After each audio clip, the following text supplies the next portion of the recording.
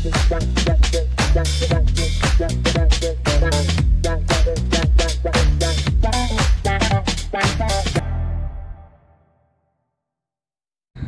какво да си изкажа напълно неподготвен, като всички в интернет, политически.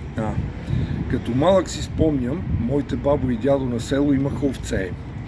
И овцете се водеха на едно общо място, дето после кооперативно се водят на паша.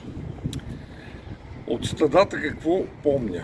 Всяко стадо си има по една овца нетка, която е малко по-умна от останалите овци и може да ходи сама с човека на въженце като куче. За да има някакъв консенсус в България, трябва да намерим овцата нетка, която да поведе останалите овце към парада на победата, или към Деня на Европа, или към пазара в Одрин, или за F-16, или където и да е. Ама не трябва да се казва Радев или Борисов, трябва да се казва нетка. По този случай да отидем за по една биричка.